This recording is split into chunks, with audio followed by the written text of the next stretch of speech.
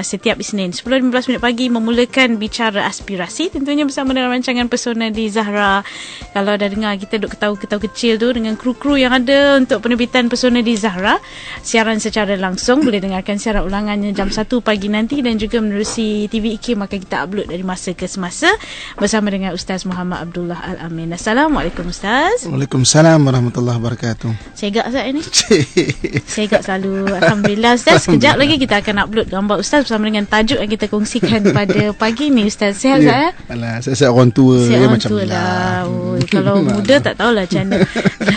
Dan tajuk kita pada pagi ni yang Ustaz berikan sebentar tadi adalah berkenaan tentunya perspektif kita, skop kita berkenaan rumah tangga, dan yang kita bercakap pada pagi ni adalah rumah tangga orang soleh. Contoh kan ni? Ada contoh tak? Ada ke orang soleh? Nama orang tu Saleh. Saleh dia rumah tangga dia rumah soleh. Rumah tangga Saleh lah. Subhanallah. Silakan Ustaz mukadimahnya. Okey. A'udzubillahi minasyaitonirrajim. Bismillahirrahmanirrahim. Assalamualaikum warahmatullahi wabarakatuh. Alhamdulillah wassalatu wassalamu ala Rasulillah wa ala alihi wa sahbihi wa man tabi'ahu wa man nasarahu wa wala. Syukur pada Allah Subhanahu wa taala dengan limpahan kurnia dan rahmatnya pada pagi yang berbahagia ini dapat sama-sama kita bertemu untuk kita kongsikan sedikit daripada ilmu Allah Subhanahu wa taala. Mudah-mudahan memberi kebaikan kepada kita insya-Allah. DJ Kak Mas, terusnya kepada ibu-ibu, ayah-ayah saya yang saya sayangi, akak-akak dan abang-abang yang saya doakan kebaikan sekalian. Jadi pada pagi yang berbahagia ni kita nak kongsikan maknanya rumah tangga orang yang baik-baik lah ya. Dan kadang-kadang saya suka menziarahi orang yang baik-baik ni dan suka bertanya kepada mereka kan. Jadi dia sama ada di dalam ataupun di luar. Di luar contoh saya dengan izin Allah selalu pergi ke Palestin kan. Tengok rumah-rumah maknanya orang baik ni kan. Apakah rahsia-rahsia yang mungkin boleh kita kongsikan daripada apa yang dikata, apa yang dicakap, dan daripada apa yang mana kita lihat, apa yang berlaku dalam rumah tangga dia yang kita boleh nak kongsikan sebab kita semua ni kadang-kadang benda tu ada dalam Islam, cuma kita tercari-cari macam mana orang mempraktiskan secara realiti dia dalam rumah tangga tu. Jadi kita tajuk kita pada pagi ni rumah tangga orang soleh kan, ataupun orang-orang yang baik-baik ni. Apa rahsia mereka kan? Rumah tangga mereka tu bagus-bagus kan. Mudah-mudahan menjadi iktibar buat kita, boleh kita amalkan semaksimal atau semampu yang kita boleh kan. Ada 5 perkara yang biasanya berlaku dalam rumah tangga orang-orang yang baik-baik ni. Ada 5 perkara kan. Yang pertamanya dalam rumah tangga orang yang baik-baik ni memang dari pembelajaran. Pembelajaran ini mana dia ilmu kan? Maknanya seorang ayah ataupun seorang suami itu memang dia mengajar kepada isteri dia, kepada kepada anak-anak dia tu ilmu-ilmu berkaitan dengan kekeluargaan maknanya sama ada dia ajar tu secara langsung ataupun secara tidak langsung kan. Kadang-kadang kalau tok guru ni macam ada kuliah-kuliah dia suka bawa isteri dia, bawa anak dia kan, supaya pembelajaran tu bukan saja didengari antara dia maknanya berdua dengan isteri dia atau dengan anak-anak dia, tapi juga maknanya dikongsikan keberkatan majlis ilmu dengan lebih ramai orang itu. So pembelajaran, sehingga dalam kitab fiqh menyatakan kalau anda kata seorang suami itu tidak mampu untuk mengajar isterinya benda-benda buat hukum hakam, fardu ain dan sebagainya, maka dia hendaklah mengaturkan untuk isterinya itu pergi belajar daripada guru-guru yang bagus kan. Maknanya sekumpulan-kumpulan sekarang ni banyak kuliah muslimah apa semua kan. Sebab manusia ditentukan dengan ilmu yang ada pada dia kan. Cara dia memandang adalah berkaitan dengan apa yang ada pada dalam akal dia, dalam pemikiran dia, dalam minda dia kan. Maknanya macam mana dia melihat suatu benda tu adalah atas ilmu yang ada pada dia tu. Saya nak bagi contoh Kak. Benda ni selalu saya cerita. Saya nak cerita lagi. Tak kira. Boleh silakan. Tak kira. Aku nak cerita juga kan. Saya bagi. Okey. Pada tahun 2007 saya ada program di Maghribi tau. Di Maghribi waktu tu ada program di Maghribi. So sini pergi ke Maghribi masa tu perjalanan sangat jauh kan. Sini pergi ke Dubai lebih kurang dalam 8 jam macam tu kan. Dubai pergi ke Casablanca ataupun dipanggil Darul Baida kan. Ibu negara dia tu Casablanca tu lagi lebih kurang 8 jam lah. Transit di Dubai 6 jam 8 jam juga kan. Penat lah kan. Perjalanan sangat jauh saya rasa. Jadi daripada saya naik ke terbang, saya turun di Dubai. Ketika itu saya bertemu dengan bekas mufti Johor, Datuk Nur Gadut. Kalau mungkin Datuk dengar, apa khabar Datuk? Kan? Jadi saya berbual, saya kata Tok, nak ke mana Tok? Dia kata nak ke Mesir. Nak uruskan pelajar-pelajar Johor di sana, di Mesir. Okey. Lepas tu Datuk tanya saya lah, entah nak ke mana ni? Nak pergi Maghribi Tok. Oh, Maghribi, bagus tu Maghribi tu. Ulama banyak tu. Kalau hantar ziarah-ziarah ulama, hantar kisah lama. InsyaAllah tu, insyaAllah tu. Kan? Jadi, kemudian saya berjalan lagi. Saya jumpa dengan Chef Sabri. Waktu tu Chef Sabri dengan kru TV3 tengah nak buat masak-masak ni, program masak-masak ni. Program masak-masak. Jadi berbual dengan Chef Sabri ni. Saya kata, Chef, dah ke mana Chef? Oh, dia kata tengah dengan ni program masak-masak ni dengan kru TV3 lah. Oh, lepas tu Ustaz nak ke mana? Saya nak ke Maghribi. Oh, Maghribi bagus Ustaz. Kenapa? Masak dia sedap tau. Masin dia cukup, masam dia cukup, dia punya masakan tu memang maknanya rasa dia tu sedap kan. Oh, ya ke? Oh, okey. Saya berjalan lagi, saya bertemu dengan grup budak-budak muda. Mungkin kerja yang luar negara ni kan, Petronas ke mana ke, saya lupa lah waktu tu. Jadi saya tanya dia, berbual, dia tanya, tuan nak ke mana? Oh, saya nak pergi Maghribi ni. Ui, bagus tu tuan. Saya kata, kenapa? Perempuan sana cantik-cantik tau. Dia gabungan orang Spain, orang Barbar, orang Arab, kan, orang Turki. Cantik-cantik perempuan sana. Oh, ya ke? Saya kata.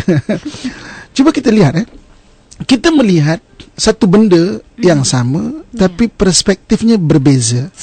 Apakah yang membezakan kita? Ilmu kita. Sebab itu dalam rumah tangga, apakah yang penting adalah ilmu rumah tangga. Kita kena fahamkan kepada isteri kita mengenai ilmu rumah tangga. Sebab rumah tangga ada ilmu rumah tangga dia. So macam mana adab seorang isteri, macam mana adab seorang anak, macam mana adab sebagai seorang suami, maknanya macam mana adab kekeluargaan itu, macam mana ilmu kekeluargaan itu, memang kena kongsikan. Jadi perkara pertama, pembelajaran sangat penting. So ajarkanlah. Kalau kita tak mampu, kita ajarkan di kelas, duduk kelas. Sekarang alhamdulillah dekat radio ada, dekat TV ada kan. Di IQ macam ni. Banyak perkongsian yang bagus untuk nasihat. Sebab ad-dinu nasihat, agama merupakan nasihat. Agama boleh bawa orang ke arah kebaikan. Itu yang pertamanya. Rumah tangga orang yang bagus, dia ada pembelajaran dia. Maknanya ada ilmu dia. Ilmu apa? Ilmu rumah tangga. Yang keduanya rumah tangga orang yang baik-baik ni dia ada pendidikan. Dalam bahasa Arab, pendidikan ni panggil tarbiyah. Tarbiyah ni apa?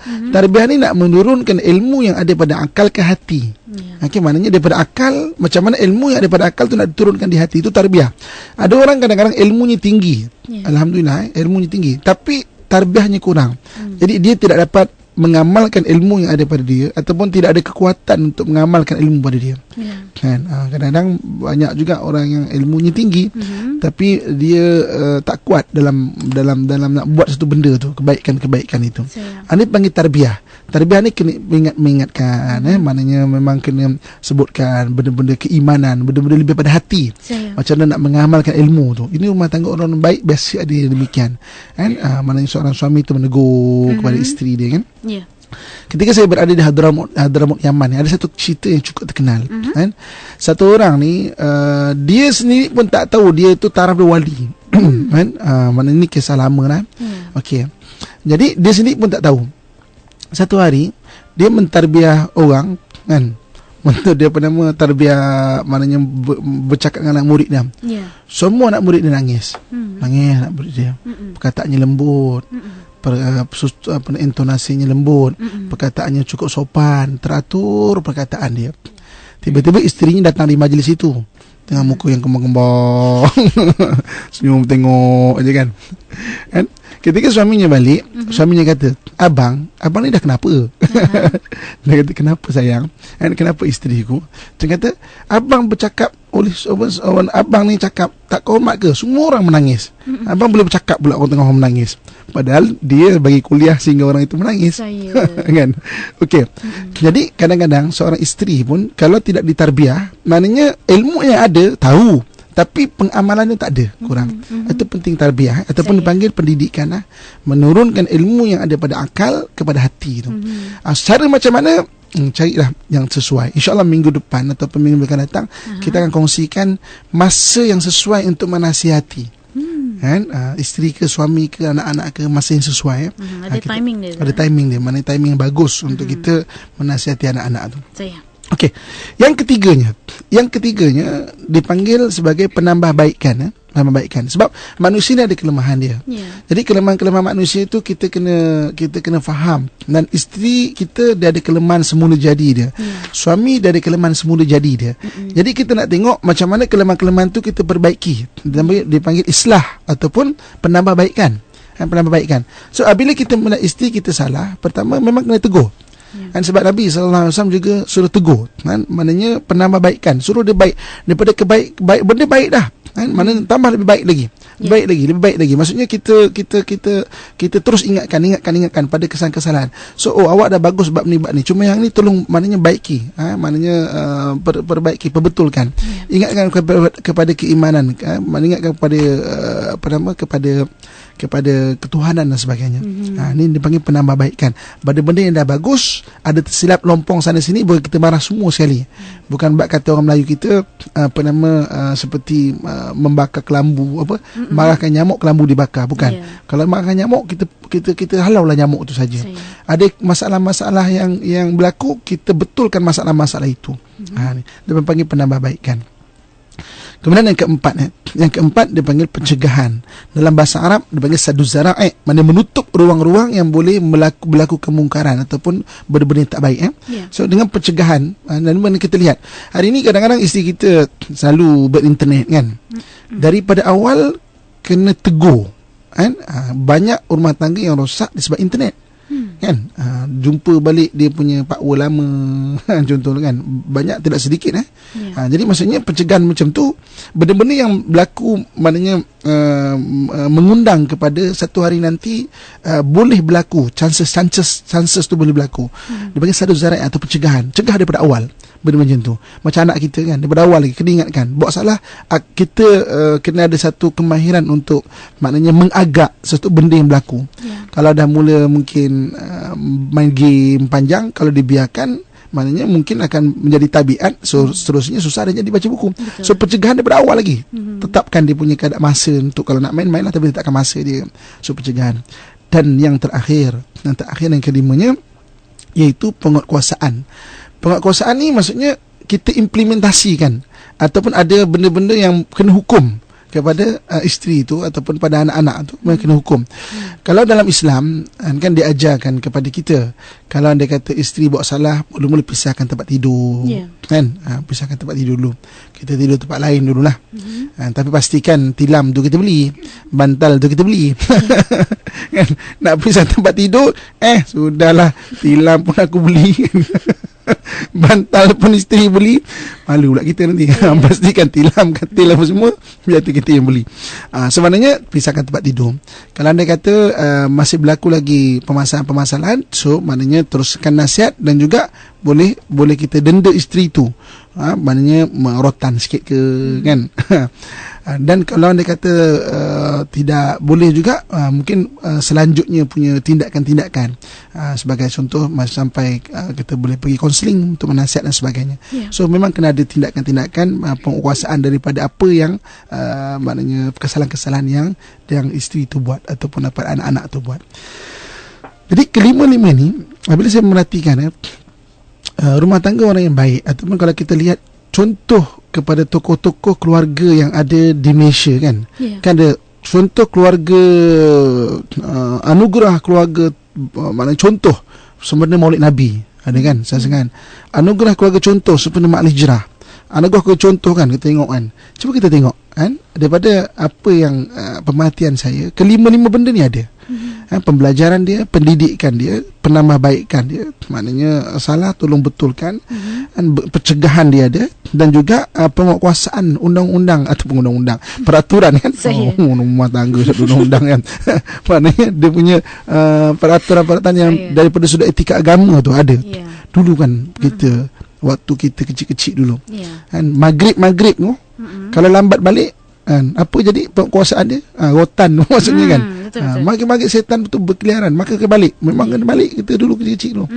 Sekarang anak-anak sampai tengah malam pun bergelandangan pergi ke mana kita tak tahu kan. So bila kita merhatikan mana ibu ayah saya sayangi kan, apa yang boleh kita kongsikan. Mungkin nanti panggil kita boleh kongsikan juga macam mana pengalaman dia melihat kepada rumah tangga yang berjaya ni kan. Jadi 5 benda ni ada pada mereka itu. Jadi seorang ayah juga merupakan seorang murabbi. Murabbi nak mana pendidik lah. Seorang ibu bapa juga merupakan seorang murabbi sepatut dan selayaknya, sebagusnya. Kerana pendidikan memang bermula daripada rumah tangga.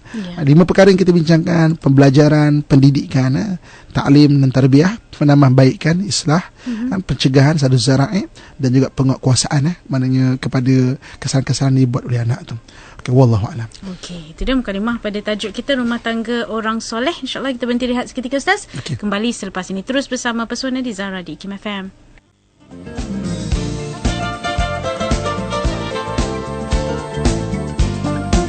IKIM FM, pilihan utama anda. Untuk anda ada sebarang perkongsian sambil-sambil kita berbicara bersama dengan Ustaz Muhammad pada pagi ini berkaitan tajuk rumah tangga orang soleh, boleh postkan melalui Facebook kami. Like dulu kalau belum like, di www.facebook.com/ikim.fm. Ada gambar Ustaz kat situ.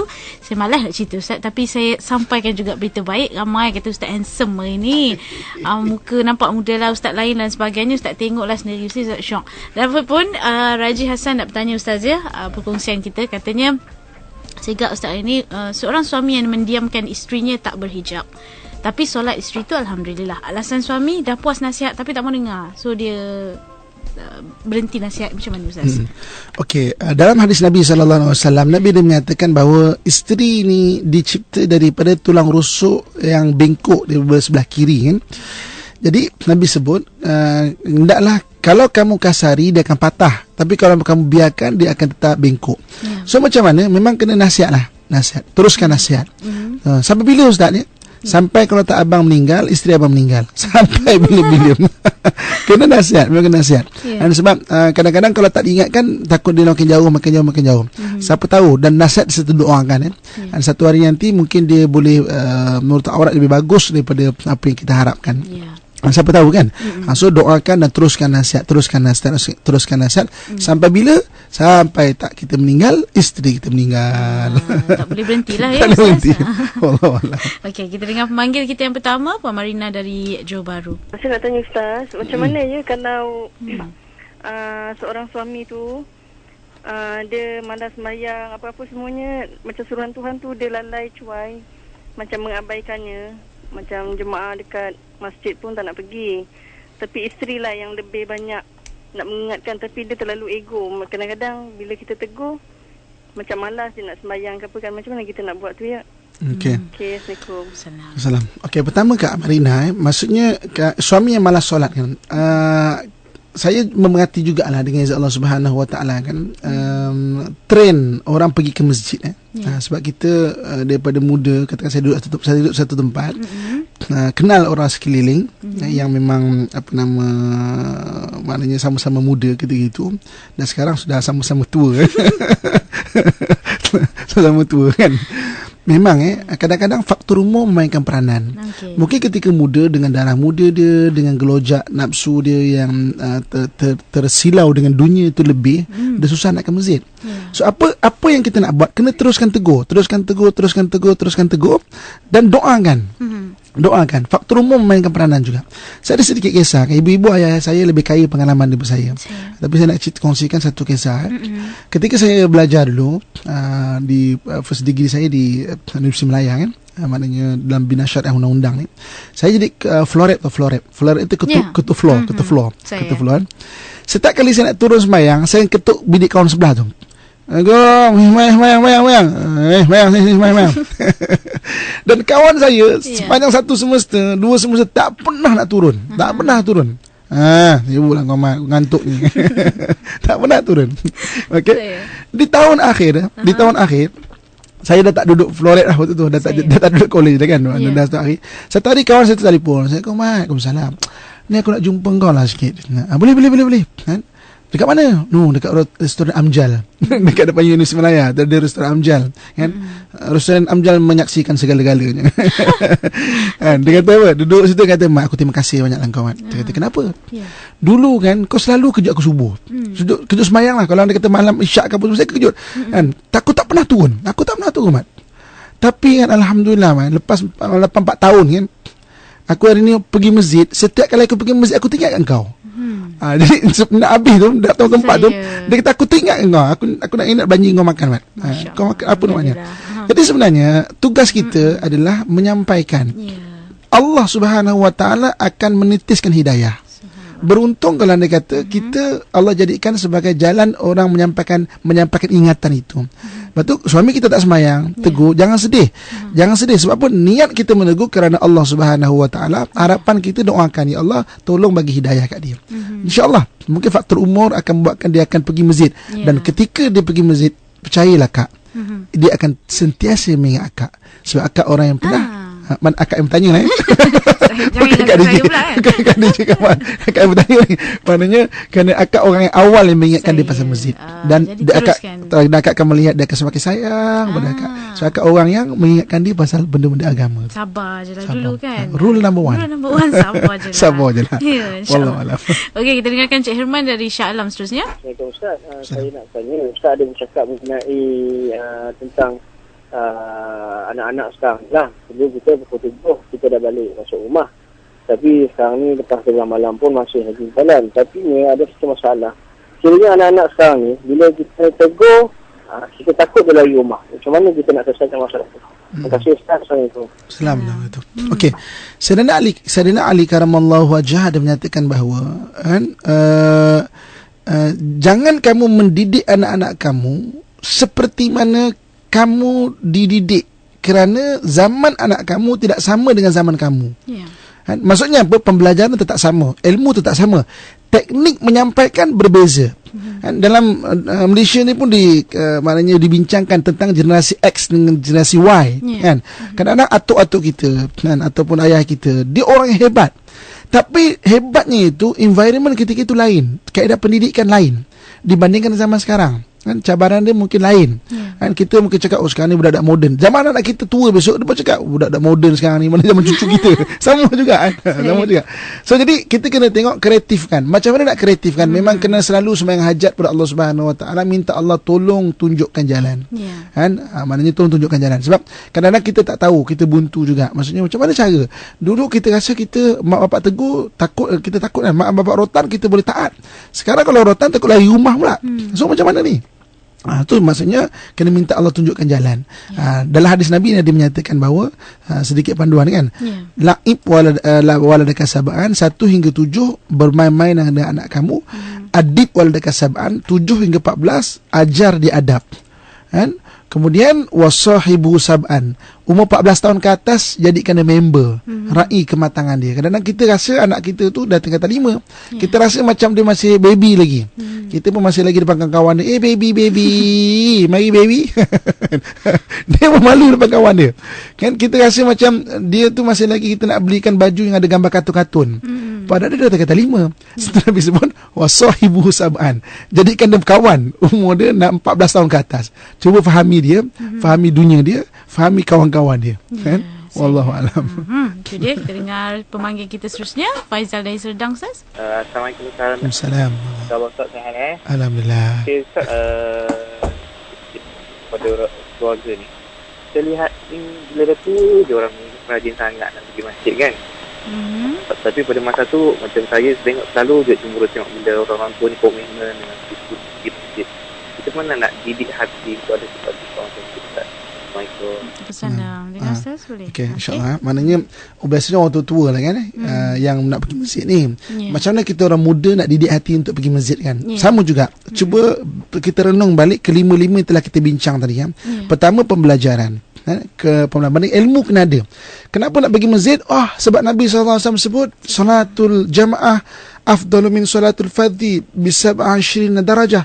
Sembahyang berjemaah lebih baik daripada sembahyang bersendirian setinggi 27 darjat. Aku nak merebut 27 darjat itu. Mana ilmu? Nabi sebut apa lagi? Masjid adalah tempat hidayah. Siapa yang sering pergi ke masjid, hatinya akan dititiskan hidayah. Kita tahu ilmu tu, nak pergi masjid. Mana ilmu? Kan? Apa lagi masjid yang ada? Nabi sebut besok orang yang akan dilindungi di bawah arash Allah Subhanahu wa taala ketika di akhirat nanti adalah orang yang warajulun qalbuhu mu'allaqun fil masajid. Orang yang hatinya itu suka dengan masjid. Aku nak jadi orang yang dilindungi di bawah arash Allah Subhanahu wa taala. Jadi kita pun suka nak pergi masjid itu. Suka nak pergi masjid itu. Pertama ilmu, kedua pendidikan, tarbiyah. Kena tarbiyah diri. Penambahbaikan, mungkin masa time malas tu kena kawan-kawan ingatkan, kawan-kawan ajak, kan? Pencegahan, benda-benda yang menyebabkan kita malas pergi masjid, kita cegah awal-awal. Apa contohnya? TV. TV kan boleh kadang-kadang menyebabkan kita malas pergi masjid kan. Tengah bersembang kawan. So, tengah bersembang racak-racak kawan lagi 15 minit kita stop dulu, kita pergi masjid dulu. Sebab kalau dah azan nanti akan kita tak apalah, nantilah kemudian dah. Maknanya pencegahan kena ada. Dan juga penguasaan. Kalau diri sendiri, penguasaan tu kira denda diri sendiri denda diri sendiri macam gini lah. Contoh macam okeylah, oleh kerana aku maknanya hari ni tak pergi masjid, hari ni kena bersedekah dengan 3 orang miskin. So kita latih diri kita untuk maknanya menunaikan satu tanggungjawab ataupun denda untuk diri kita, yang denda tu mendatangkan pahala juga. Kan? Jangan jadi macam orang-orang bukan Islam, denda tu menyakitkan diri.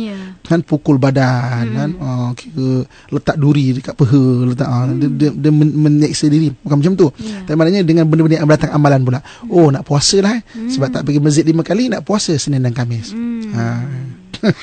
Okey, sebelum kita dengar kembali kita seterusnya Ustaz, kebanyakannya lah yang kita tengok ni yang bertanya lah selalunya orang yang dah berkahwin, dah pun mendirikan rumah tangga Ustaz ya, dan selalunya komplain lah partner lah kan, suami tak nak macam tu, isteri tak nak macam ni.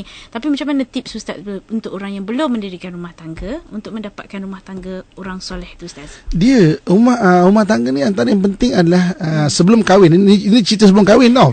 Siapa yang dah kahwin kira halal je lah. Sama je lah. Rule number 1 je lah. Rule number 1.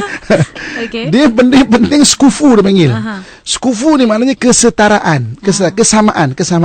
Kalau dalam hadis Nabi sebut, biasanya perempuan dinikahi kena 4. Biasanya orang dinikahi kena 4. Tungkahul mar'ah li arba', kan? Li jamaliha, kecantikan, kerana harta, kerana keturunan, dan pilihlah, dan kerana agama. Pilihlah kerana agama, taribat yadak, mana sejuk tangan kamu. Kata Nabi SAW kan. Maksudnya skufu tu penting. Dan setinggi skufu adalah agama. So carilah orang yang beragama dan suka nak mengamalkan agama. Tak semestinya orang beragama tu berkelulusan agama. Tak semestinya. Ada orang kadang-kadang PhD-nya agama, alhamdulillah, tapi penghayatan pengamalan kurang. Ada orang kadang-kadang biasa-biasa je, SPM je. Kan? Tapi dia minat sangat pada agama. Benda agama ni yang paling penting adalah masing-masing ada rasa nak memperbaiki diri. Itu penting. Ada orang kadang-kadang, Ustaz, suami saya dah solat, dah puasa, ahli masjid Ustaz, tapi dia ni mulutnya macam kasar, maki-maki saya dah Ustaz. Maksudnya apa? Kadang-kadang pergi masjid tu sebab dia terbiasa pergi masjid. Mungkin daripada kecil bapak dia kan. Tapi penghayatan agama apa? Iaitu masing-masing ingin meningkatkan diri. Itu penghayatan agama.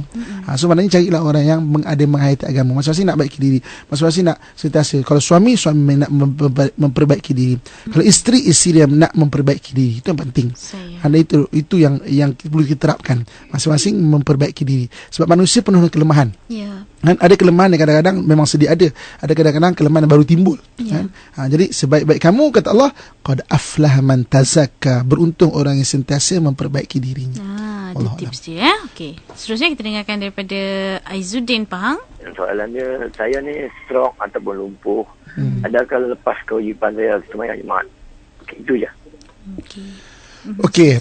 Bagi orang yang lumpuh ataupun orang yang stroke tadi kan, tidak ada orang yang nak bawa. Kan? Kalau ada orang yang bawa anak yang dekat, maka wajib anak itu berkhidmat untuk bapaknya. Okay? Tapi kalau anak kita tak ada orang nak bawa, tak ada kemampuan nak pergi, maka tergugurlah dia punya kewajipan itu sekadar-kadar selagi mana tidak mampu orang bawa. Kalau ada orang bawa, dia kena pergi. Jangan aku dah sakit, memang tak mampu nak pergi, tak payah aku susah-susah lah kat aku. Jangan. Ada orang menawarkan diri, kena pergi. Orang tak ada orang nawarkan diri, tak ada orang nak usahakan, tak ada orang nak tolong bawa kan. Mungkin isteri kita pun tak kuat angkat badan kita, maka tergugur kita untuk waktu itu, waktu kita sakit tu saja. Dan bagi kita saja. Jangan anak lelaki kita pun sama tumpang sekaki juga. Jaga bapak ni, kita halal jugalah solat Jumaat dengan mana dapat ganti, mana anak kena tunaikan. Untuk orang itu saja, ketika itu saja, dalam keadaan itu saja. Gugur sementara, bukan selama-lamanya. Maknanya minggu depan kalau ada orang bawa, kena pergi. Wallahualam. Okey, terima kasih. Dan kita dengar lagi dari Facebook pula Ustaz Din Ibrahim. Salam Ustaz, taat solat, jaga aurat, tapi panas baran selalu dengan adik-beradik, dengan kawan-kawan, manis lembut habis. Macam mana Ustaz? Panas baran ni dia penyakit hati juga. Ada orang yang panas baran kan. Okey, macam mana nak ubat panas baran? Kekalkan wuduk satu. Sebab Nabi SAW ada mengajarkan bahawa syaitan, marah daripada syaitan. Syaitan daripada api. Padamkan api, dipadam dengan air. Jadi maknanya syaitan dia, yang mengundang kita marah, so padamkan dengan air wuduk. Itu antara teknik lah. Kalau kita boleh mengekalkan wuduk. Kalau kita pergi ofis, susah kan nak kekalkan wuduk, bawa yang jenis ni penyembuh spray tu kan. Spray kan, yang mudah untuk kita ambil wuduk tu. Susah juga macam mana? Amalkan selawat. Selawat ni penyejuk kan. Macam mana lagi susah? Apa lagi amalan boleh kita amalkan? Yang kita kongsikan pada minggu-minggu lepas, surah At-Takwir ayat 17 dan 18. Surah At-Takwir ayat 17 dan 18. Tak lepas solat baca. Ataupun subuh sekali, malam sekali paling kurang kan. Apa dia amal surah At-Takwir tu bunyi dia? Okey, selawat 3 kali dulu. Macam ni cara amalkan. Bismillahirrahmanirrahim. Allahumma salli ala sayyidina Muhammad, Allahumma salli ala sayyidina Muhammad, Allahumma salli ala sayyidina Muhammad. Wal laili idza as'as was subhi idza tanaffas. Wal laili idza as'as was subhi idza tanaffas. Wal laili idza as'as was subhi idza tanaffas. Tarik nafas kita. Tahan sekejap, hembus. Tarik nafas 3 kali. Tahan sekejap, hembus. Tarik nafas, tahan sekejap, hembus. Kita sedut bukan saja oksigen, tapi kebaikan-kebaikan dan keberkatan yang ada di sekeliling kita. Kita hembus bukan saja karbon dioksida, tapi kita hembus juga syaitan-syaitan yang ada dalam badan kita. Macam tu juga dengan benda-benda tak baik, penyakit-penyakit ke, penyakit hati ke apa semua, niatkan, keluarkan semua terus. Cuba amalkan. Aura negatif tu 7 hari amalkan, insya-Allah. Cuba amalkan. Bila nak amal hari ni terus Yang panik terus. Dan kemang-kemang hidung, nak amal ni. Berkuat kuasa bulan depan. Memang kita tak amal. Bila amal hari ni amal terus. Lepas hakim ni terus baca. Surah At-Takwir ayat 17 dan 18. Baca terus. Cuba cari sekarang dan cuba hafal. Cari sekarang, hafalkan. Pendek 2 ayat. Orang hafal lagu boleh kan. Tuhan lembutkan hati dia. Hafal lagu boleh, hafal Quran tak boleh. Malulah kan. Ishin toh. Kan dah keluar bahasa Jerman. Okey, satu dua soalan lagi. Puan Ina dari Subang, Ustaz. Assalamualaikum Ustaz. Saya nak tanya, saya anak sulung perempuan dalam keluarga saya. Tapi saya nak tanya macam mana tu tanggungjawab untuk membetulkan kedua-dua ibu bapa saya yang masih tak bersolat di usia yang berumur ni. Adakah itu tanggungjawab saya ke ataupun dia terletak di anak lelaki? Okey, Ustaz. Kita berhenti rehat seketika, kita akan jawab soalan tu selepas ini. Terus bersama kami. Rasai kelainan beribadah pada 10 malam terakhir bulan Ramadan dan menyambut Syawal di bumi suci Baitul Maqdis, Palestin bersama Ustaz Muhammad bin Abdullah, hos Pesona di Zahra. Beriktikaf di Masjidil Al-Aqsa dan melawat makam Nabi-Nabi dan para sahabat di Jerusalem, Hebron dan Bethlehem. Untuk maklumat lanjut, layari www.alcctravel.com atau hubungi 019-660-3643 0355232296. Ingat Palestin, ingat Ustaz Muhammad Abdullah, ingat ALCC Al-Amin Travel. KMFM, pilihan utama anda. Alhamdulillah, kita kembali bersama di waktu ini. Dan tadi kita nak jawab persoalan Puan Ina Ustaz yang tanya-tanya ibu bapa. Mungkin Ustaz nak jawab, silakan. Okey. Tanggungjawab menegur secara umumnya adalah kepada seluruh manusia. Sebab Nabi SAW menyatakan bahawa man ra'a minkum munkaran falyughayyiru biyadihi. Kalau kamu nampak kemungkaran berlaku, maka ubahlah dengan tangan. Fa illam yastati' fa bilisanihi. Kalau tak mampu, ubahlah dengan lisan. Fa illam yastati' fa biqalbihi. Tak mampu, doakan dengan hati, ubahlah dengan hati. Fadzalika adhaful iman. Itulah sandaran iman kalau dengan hati kan, kata Nabi SAW. So jadi maknanya mak ayah tak semayang, kita boleh tegur, kita tegur. kan. Tapi dalam anak, dalam rumah tangga, yang paling, kalau dalam konteks rumah tangga kan, maknanya yang paling diberati adalah anak lelaki. Sebab anak lelaki tu ganti kepada kepimpinan daripada atuk-atuk terdahulu lah. Atuk-atuk, ayah-ayah apa semua, anak lelaki kena tegur. Anak lelaki tak tegur bukan maksud kita tak, kita tegur pelan-pelan, baik-baik kan. Dengan ayah ni kadang-kadang kena cakap dan kena doakan lah. Cakap dengan baik-baik kan, doakanlah. Kalau dia kata dia tetap tak solat, inilah kita tetap meraihkan. Maknanya jangan hilang hormat, jangan tak hormat dan jangan tak taat pada perintah dia. Kan, maksudnya dia walaupun tak sembahyang tu kelemahan dia, mungkin dia dulu sekolah agama juga, tapi sekolah agama Metodis kan, bukan agama Islam kan, mana tahu kan. Maksudnya agama juga kan, tapi pendedahan tak banyak. Dia tak sama macam kita ada kafar lah, ada mengaji lah, mungkin zaman dia tak ada. Macam mana kan. Betul. Okey, dan kita terus saja ke persoalan di Facebook. Kebanyakannya bertanya macam itulah Ustaz. Bila tegur suami nak marah, lepas tu macam mana kita nak meneruskan tegur, ataupun kebanyakannya yang saya rangkumkan lah. Betul banyak kan itu suami marah, nak tegur ke, dah puas nasihat tapi tak mau dengar. Macam mana Ustaz? Sian juga. Tolonglah Ustaz. Tolonglah, macam mana ni? Tolonglah. Inilah Kak. Akak-akak lah. Akak-akak. Okey, saya pernah kongsikan benda dengan Hakim juga, dan ada feedback yang bagus sebenarnya. Yang mana yang untuk minggu depan ni kan. Ada satu orang kakak dia berjumpa dengan saya. Dia kata, macam mana Ustaz nak tegur suami ni? Suami dia marah sebiji lah macam ni. Sebiji macam ni. Maknanya sebiji macam ni. Maknanya kes ni tidak sedikit kes macam ni kan. Saya kata, Kak gini, Akak berhenti tegur dulu boleh? Cakap, kenapa Kak Ustaz? Okey, Akak sembahyang hajat 40 hari ataupun 40 kali. Sembahyang hajat sembahyang. Minta dua benda je. Pertama, ya Allah Tuanku, bagi aku kekuatan untuk menegur. Yang kedua, ya Allah, bagilah suami itu nak mendengar apa yang aku cakap. Minta dua benda je. Kan, kalau nak buat 40 hari, kan. Okey, kita selagi mana tak uzur, kita buat malam ke siang, buat doa. Minta dua benda tu je. Fokus dua benda tu. Kemudian kalau uzur, berhenti, sambung lagi. Maknanya dekat 2 bulan juga 40 hari tu kan. Tolak kita uzur semua ya. Lepas itu, InsyaAllah Allah akan tunjukkan waktu yang sesuai, dan kita akan bercakap dengan yang baik, dengan cara yang baik lah. InsyaAllah. Saya pernah kongsikan benda ini, memang banyak feedback. Antara Hakim dulu pernah saya pernah kongsikan, ramai yang feedback. Dia kata, Ustaz, saya memang pelik lah. Suami saya memang orang, kalau saya tegur marah-marah, marah, hari tu saya tegur, menitis saya mata dia. Saya pun pelik kenapa. Kekuatan doa, keajaiban doa, dahsyatnya doa. Sebab yang mengubah hati adalah Allah. Kita tak mampu ubah manusia. Kita adalah yang maknanya memohon pada Allah yang mengubah manusia. So mohon pada Allah Subhanahu Wa Taala. So kita pening macam mana suami kita. Kita tengok, kita minta pada Allah tak. Takut kita tegur, kita yang pandai-pandai, kita yang marah-marah kan. Teknik kan. So minta pada Allah dulu. Kalau anda kata memang jenis macam tu, cuba try. Cuba try test. Cuba try test. Kalau berjaya, kongsikan kat Hakim. Betul Ustaz, kekuatan, kehebatan solat hajat dan doa itu. Kongsikan. 40 hari je. 40 hari je. Je kan. Memanggil kita yang terakhir, Puan Lina dari Shah Alam, Ustaz. Silakan. Soalan saya, tadi Ustaz ada sebut surah At-Takwir tu baca 3 kali. Jadi saya nak tahu, kalau kita nak ubati anak kita, adakah kita baca pada minuman ke, atau kita hembus pada dia ke, atau bagaimana cara nak melakukannya tu Ustaz? Untuk orang lain lah. Untuk orang lain lah.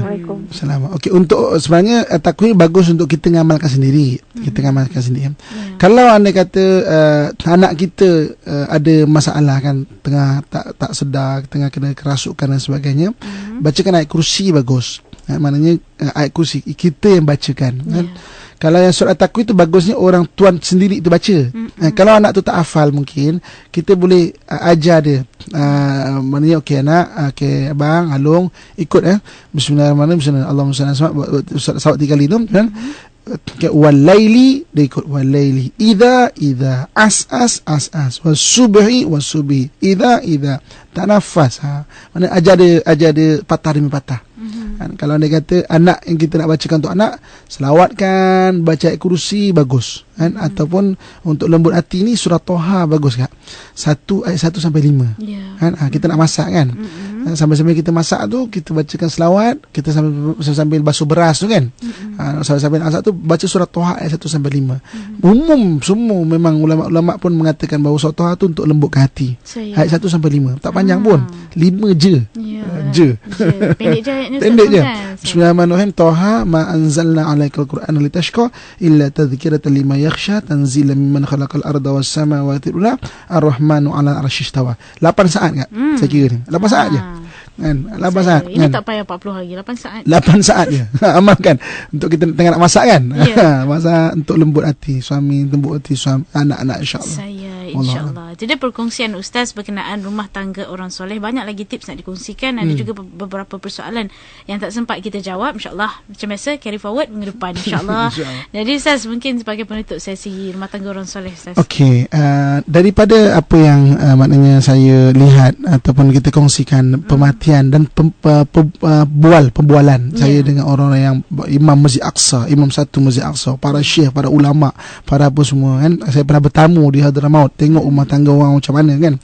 Pernah dengan izin Allah, alhamdulillah, di mana-mana pun, di Maghribi pun pernah ziarah ulama syekh tu dan sebagainya kan. Di macam-macam tempat lah. 5 benda ni ada dalam rumah tangga mereka kan. Pembelajaran, ta'lim, pendidikan, tarbiyah, penambahbaikan, islah dan pencegahan saddu zara'i dan juga kekuasaan kan. Maksudnya 5 benda ni ada biasanya. So kita cubalah kita meniti di atas jejak-jejak orang yang berjaya dalam rumah tangga dia kan. Kita nak cakap mungkin kita belum lagi sampai maknanya berjaya itu pun tidak kan? Tapi maknanya kita meniti di atas kejayaan orang-orang terdahulu daripada kita. Apakah yang mereka buat secara praktikalnya dalam rumah tangga mereka kan. So 5 perkara ini, pembelajaran, pendidikan, penambahbaikan, pencegahan dan penguasaan, cuba insya-Allah. Mudah-mudahan Allah gerakkan rumah tangga itu dengan keadaan kebaikan dan juga maknanya Allah rezekikan rumah tangga kita, anak-anak kita, suami kita, isteri kita orang soleh dan orang solehat insya-Allah. Insya-Allah. Amin. Mungkin saya nak tutup dengan doa Ustaz. Okey, insya-Allah. A'udzubillahi minasyaitonirrajim. Bismillahirrahmanirrahim. Alhamdulillahirabbil alamin wassalatu wassalamu ala asyrafil anbiya'i wal mursalin wa ala alihi washabihi ajmain. Ya Allah, ya Tuhan kami, kurniakan kekuatan keimanan kepada kami ya Allah, seperti mana yang telah Kau berikan kepada Nabi-Mu Ibrahim ya Allah. Berikan kepada kami kesembuhan di dalam segala penyakit kami ya Allah, seperti mana yang telah Kau berikan kepada Nabi-Mu Ayub ya Allah. Kurniakan kepada kami jalan keluar bagi segala permasalahan kami ya Allah, seperti mana yang telah Kau berikan kepada Nabi-Mu Yunus ya Allah. Ya Allah, ya Tuhan kami, berikan kepada kami kemurahan rezeki yang halal ya Allah, seperti mana yang telah Kau berikan kepada Nabi-Mu Sulaiman ya Allah. Kurniakan kepada kami bantuan di dalam apa yang kami usahakan ya Allah, seperti mana yang telah Kau berikan kepada Nabi-Mu Musa ya Allah. Ya Allah, ya Tuhan kami, muliakan hidup kami dengan akhlak dan adab sopan yang tinggi ya Allah, seperti mana yang telah Kau berikan kepada junjungan kami Muhammad ya Allah. Kurniakan kepada kami keluarga yang bahagia, anak-anak yang soleh dan soleha ya Allah, seperti mana yang telah Kau berikan kepada Sayyidina Ali dan Siti Fatimah ya Allah. Berikan keredaan-Mu kepada kami ya Allah, seperti mana yang telah Kau berikan kepada seluruh sahabat Nabi-Mu ya Allah. Allahumma rabbana atina fid dunya hasanah wa fil akhirati hasanah wa qina adzabannar. Wa sallallahu ala sayyidina wa maulana Muhammad wa ala alihi wa sahbihi ajmain. Walhamdulillahi rabbil alamin. Taqabbalallahu minkum minna wa minkum taqabbal ya karim. Alhamdulillah. Terima kasih Ustaz atas perkongsian sebentar tadi. InsyaAllah kita akan bertemu di sesi akan datang. InsyaAllah. Bertemu lagi insyaAllah. Assalamualaikum. Waalaikumsalam warahmatullahi wabarakatuh. Yang tak nak terus bersama di Kim FM, pilihan